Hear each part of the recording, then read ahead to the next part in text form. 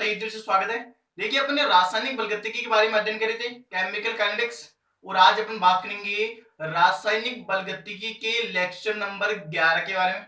और इस लेक्चर में अपन देखेंगे कि एग्जाम में किस प्रकार के क्वेश्चन पूछे जाते हैं, इनका क्या कॉन्सेप्ट है और किस प्रकार ये क्वेश्चन सोल्व होते हैं। तो मैं आज आपको एक बहुत ही सुंदर कॉन्सेप्ट सिखाने वाला हूँ। देखिए अपन जानते हैं कि बच्चे थ्योरी तो रट लेते हैं जबकि उनसे न्यूमेरिकल नहीं होते हैं, तो मैं आज आपको न्यूमेरिकल सिखाने जा रहा हूँ। और न्यूमेरिकल रटने की जरूरत नहीं है, कॉन्सेप्ट को सीखना है। कैसा भी न्यूमेरिकल आप सोल्व कर देंगे और कहीं किसी भी एग्जाम में कैसा भी आया हुआ न्यूमेरिकल आप आसानी से लगा सकते हैं। तो अपन बात करते हैं न्यूमेरिकल कैसे सोल्व करते हैं। तो देखिए अपन क्वेश्चन से स्टार्ट करते हैं। तो यहाँ पर हमारा पहला क्वेश्चन ये हो जाएगा कि प्रथम कोटि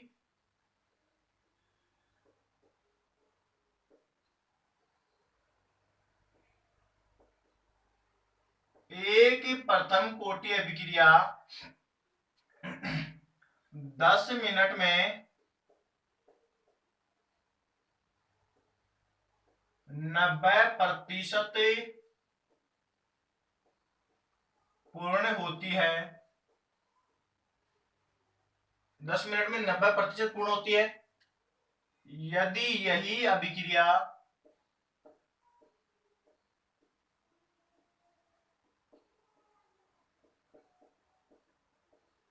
99.9% कब पूर्ण होगी, यानी कि कब पूरी होगी। तो यहाँ पे आपको रटना नहीं है। पहले मैं बात कर लेता हूं कि यहाँ पे प्रथम कोटि अभिक्रिया है। तो प्रथम कोटि का समाकलित तो वेग समीकरण मैंने बताया था कि कौन सा लगाना, मैं वापस बता देता हूँ। न्यूमेरिकल तो इससे सोल्व होंगे। यहाँ पे आप देखेंगे कि ये हमारे प्रथम कोटि का हो जाएगा k इक्वल टू 2.303 और यहाँ पे ये आ जाएगा समय। और यहाँ पे मैं बात करता हूं कि लोग प्रारंभिक सांद्रता पौने अंतिम सांद्रता, यानी कि ये प्रारंभिक सांद्रता है और यहाँ पे ये t समय पर अंतिम सांद्रता है। तो ये इस सूत्र को आप कहीं पे भी किसी भी जगह लगा देना, किसी भी एग्जाम्स में, किसी भी क्वेश्चन में। तो देखिए आपको क्या दिया गया है, समय दिया गया 10 मिनट और 90% पूर्ण होती है। तो देखिए सबसे इंपोर्टेंट इसमें बात यह है कि यहाँ पे जो पूर्ण हो गई है उसको नहीं देखना है, जो शेष कितनी बच गई है। आप देखिए 100 में से 90% तो पूर्ण हो गई है और बची कितनी है 10%।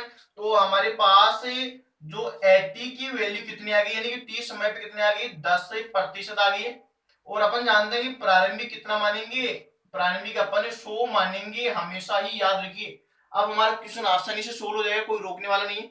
यहाँ पे जो पूर्ण हो गई है उसको नहीं देखना है, जो शेष बच गया उसको देखना है। अब अपन इसमें वैल्यू पुट करते हैं। तो यहाँ पे देखिए k इक्वल टू 2.303 और समय आपको कितना दिया गया है 10 मिनट दिया गया है। और यहाँ पे लोग प्रारंभिक सांद्रता हमें 100 माननी है, हमेशा याद रखिए। और यहाँ पे जो 80 की वैल्यू कितनी है 10 है। तो देखिए 1 शून्य से 1 शून्य और अपन जानते हैं लोग 10 की वैल्यू कितनी होती है 1 होती है।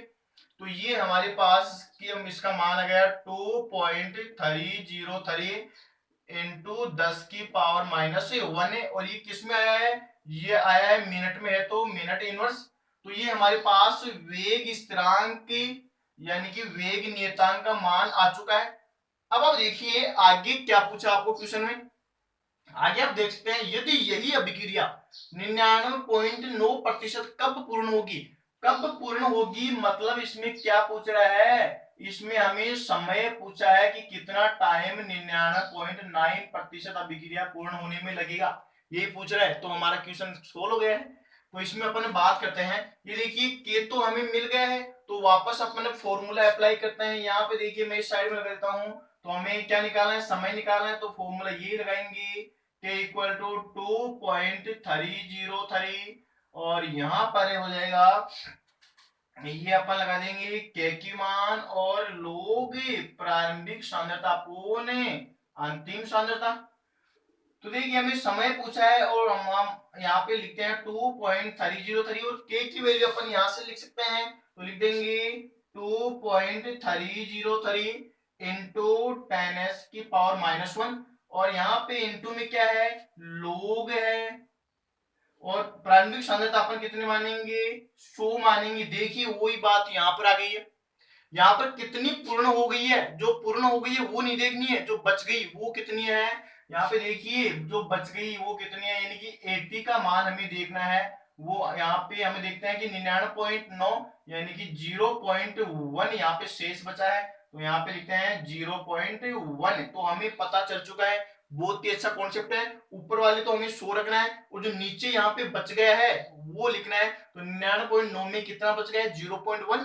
तो जैसे अपन इस शून्य को हटाएंगे तो यहाँ पे ऊपर एक शून्य लग जाएगी, यहाँ पॉइंट को हटाएंगे तो एक शून्य लग जाएगी, तो अपन इसको क्या लिख देंगे, तो इक्वल टू यहाँ पे देखिए यहाँ पे ये तो इससे कैंसिल हो गए हैं। और यहाँ पे जो अपन ने 1000 है इसको अपन लिख देंगे 10⁻3। तो ये हमारे पास हो जाएगा कि ये तो नीचे बच गया 10⁻−1 इंटू ये हो गया है लोग 10⁻3। और अपन जानते हैं लोग में 10 की पावर में जो होता है वो आगे आता है, तो इसको अपन कैसे लिख देंगे, ये आ जाएगा आगे। तो इसको अपन जैसे ही सोल्व करेंगे तो हमारे पास आता है 30। टाइम पूछ रहे हैं तो टाइम अपने किस में लिखा था, मिनट में, तो ये 30 मिनट हमारे पास आ चुकी है। इसको सोल्व करते हैं, क्या आपको सोल्व करना आता है। अब देखिए दूसरा क्वेश्चन और करते हैं अपने। यहाँ पे देखिए दूसरे क्वेश्चन की अपन बात करेंगे, तो दूसरा क्वेश्चन हमारा ये है कि एक प्रथम कोटि की अभिक्रिया, रटना नहीं है, कॉन्सेप्ट को सीखिए। एक प्रथम कोटि की अभिक्रिया 40 मिनट में 50% पूर्ण होती है, यानी कि 40 मिनट में 50% पूर्ण हो रही है। तो यहाँ पे वेग स्थिरांक आपको निकालना है, वेग स्थिरांक यानी कि के आपको पूछा है। तो देखिए इसको भी आपको नहीं रटना है, हमें पहले देखना है कि समय आपको कितना दिया गया है। समय आपको दिया गया है 40 मिनट आपको दे रखी है। और यहाँ पे अपन जानते हैं जो प्रारंभिक सांद्रता कितनी मानेंगे, A0, यहाँ पे कितने मानेंगे, 100 मानेंगे। और देखिए जो अंतिम सांद्रता अपन मानते हैं 80, ये आपको कितनी माननी है, कि जो यहाँ पे पूर्ण हो रही है उसको नहीं देखना है, जो पूर्ण होने वाली है इसको 100 में से घटा दीजिए, यानी कि 100 - 50 तो कितनी बच गई है, 50 बच गई है। जैसे ऊपर देखा था कि पूर्ण यहाँ पे 90% हो रही है, तो 100 - 90 कितनी बच गई, यहाँ पे 10 बच गई, तो 80 कितना माना, 10। यहाँ पे आप देख सकते हैं 100 - 50 यानी कि 50 यहाँ पे बच गई है। और जो हमारा जो ये मेन फॉर्मूला है वो हमें लगाना है, और पूछा गया के पूछा है, तो ये हो जाएगा कि के इक्वल टू 1/T और 2.303। और यहाँ पे हो जाएगा लोग प्रारंभिक सांद्रता पौने अंतिम सांद्रता।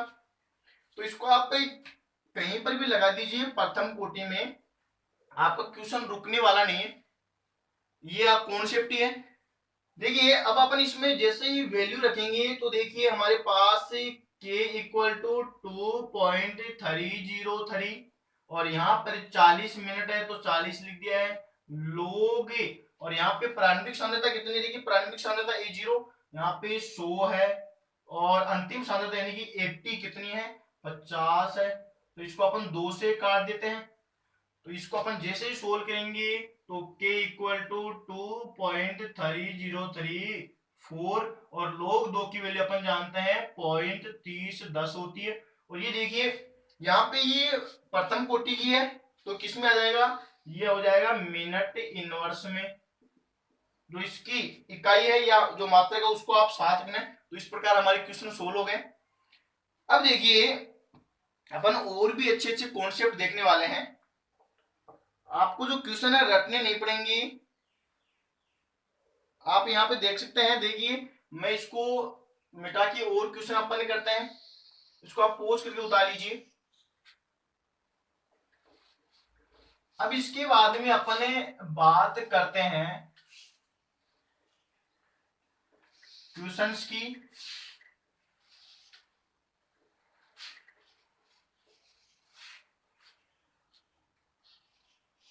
रटेंगे तो क्वेश्चन में नहीं बना पाएंगे, आप कॉन्सेप्ट को सीखेंगे तभी क्वेश्चन को आप कर पाओगे। देखिए कि एक प्रथम कोटि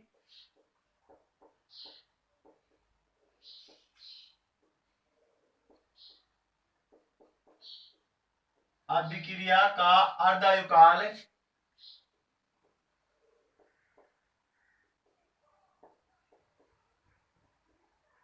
6 मिनट है तो आपको वेग स्थिरांक का मान निकालना है। अब देखिए हमारा माइंड कैसे चलेगा कि कैसे अपन सूत्र लगाएंगे। तो यहाँ पे आप देखिए प्रथम कोटि बोल रहा है और साथ में क्या पूछा है कि अर्धायुकाल आपको कितना दे रखा है, 6 मिनट आपको दे रखा है और पूछा क्या है, के पूछा है। तो इन दोनों में हमें संबंध देखना है। तो देखिए प्रथम कोटि के लिए ये संबंध आता है T half equal to 0.693 upon K. तो ये हमारा के का मान यहां से आसानी से आ जाएगा। तो कैसे आएगा, तो यहाँ पे अपन बात करते हैं कि k इक्वल टू 0.693 और यहाँ पे 6 मिनट दिया है। तो ये सोल्व होके यहाँ पे मिनट इनवर्स में ये क्वेश्चन हमारा सोल्व हो गया। तो ऐसे आप क्वेश्चंस को सोल्व कर सकते हैं। अब देखिए और भी इसमें बहुत अच्छे अच्छे क्वेश्चन आते हैं, उसके बारे में भी अपन डिस्कशन करेंगे भी। अगला क्वेश्चन हमारा ये है ये हो जाएगा, क्वेश्चन है कि यहाँ पे R इक्वल टू के ए की सांद्रता इस वेग नियम व्यंजक में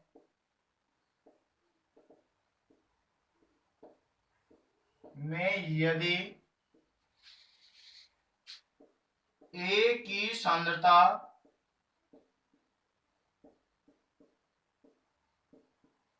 को दुगुना करने पर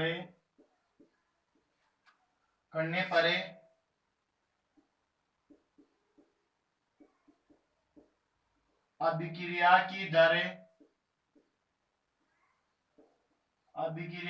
दर भी दुगुनी हो जाती है।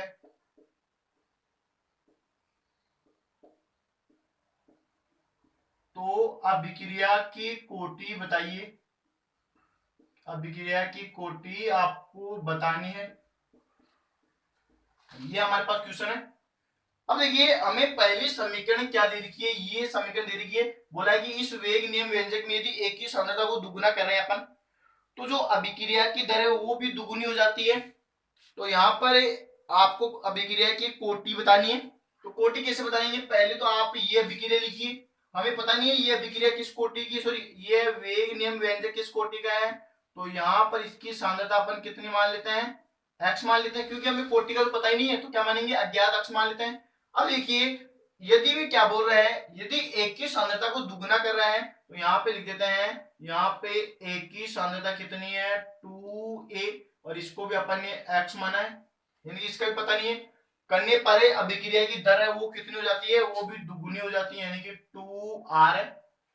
तो अपन इसको कोटि निकालते हैं। तो यहाँ पे देखिए इसको भाग में देते हैं तो एक r से एक r कैंसिल, ये कैसे के कैंसिल, और यहाँ पे जो ये इससे ये कैंसिल, तो ये हमारे पास क्या आ जाएगा 1/2 और इक्वल टू 1/2 और यहाँ पे x, और देखिए इसकी पावर कितनी है, इसकी पावर 1 है, क्योंकि आप देख सकते हैं यहाँ पे यदि कुछ नहीं बोला गया तो इसकी पावर कितनी है। अब देखिए दोनों के आधार बराबर है तो इनकी घातांक भी क्या हो जाएंगी, बराबर हो जाएंगी।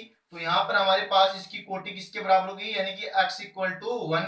तो हमारे x इक्वल टू 1 यानी कि ये प्रथम कोटि की अभिक्रिया होगी है। तो इस प्रकार से एग्जाम में क्वेश्चन पूछा था, बहुत ही सिंपल क्वेश्चन है। अब इसी तरह का एक और क्वेश्चन आपको मैं पूछ रहा हूं, ये क्वेश्चन है कि R इक्वल टू के ए की सांद्रता और यहां पर B की सांद्रता, ये x बोला गया, ये भी x बोला गया, में यदि A की सांद्रता नियत रखी जाए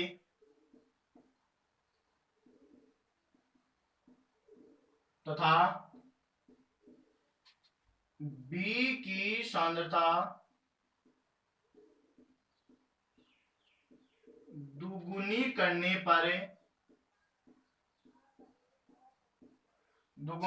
पर अभिक्रिया की दरें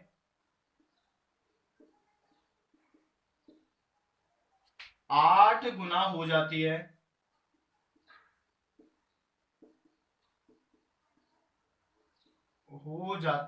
तो आपको अभिक्रिया की कोटि बतानी है। तो अभिक्रिया की कोटि बताइए कि कोटि आपको पूछा है। देखिए रटने की जरूरत नहीं है, सिंपल सा क्वेश्चन है। इसको मैं यहां पर सोल्व कर देता हूं। देखिए पहले हमें कौन से वेग समीकरण दे दी, ये दे रखा है आर इक्वल टू के, और ये एक ही सांद्रता, इसकी कोटि हमें पता नहीं है, अक्ष मान लिया है, और इसकी कोटि भी अपन ने अक्ष मान ली है।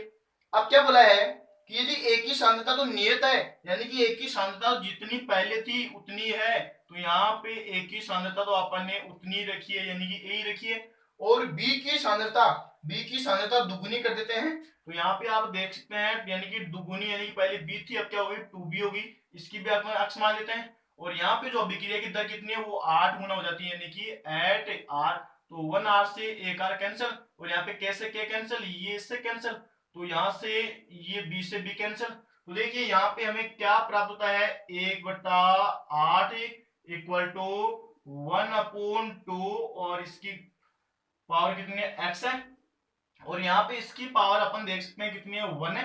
तो इसको अपन यहाँ पर सोल्व करते हैं। देखिए मैं इसको यहाँ पर सोल्व करता हूँ। इसको अपन इस प्रकार भी लिख सकते हैं कि 1/2 की पावर 3, यानी कि 2 तिया 8 हो जाएंगे, और यहाँ पे ये हो गया 1/2, और ये x। तो देखिए अपन ने इसको यहाँ पे क्यूब क्यों लगाया, क्योंकि इनके आधार को हमें बराबर करना था, और आधार को बराबर करने के लिए अपन ने यहाँ पर क्यूब लगा दिया, यानी कि 2 तिया 8 हो गई।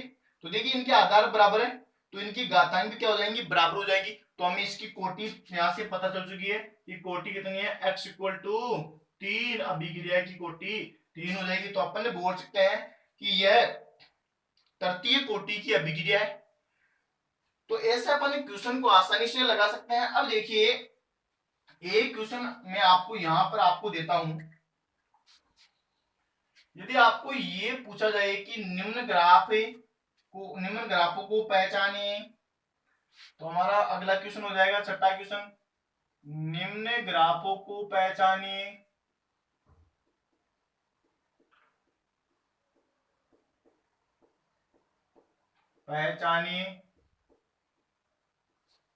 हमें पहला ग्राफ ये दे रखा है,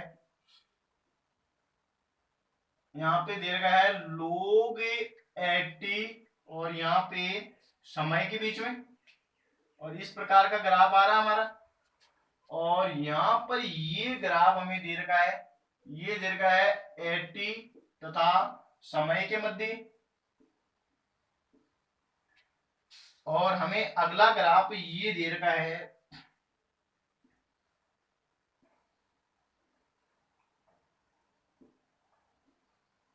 ln 80, और यहाँ पे समय के मध्य।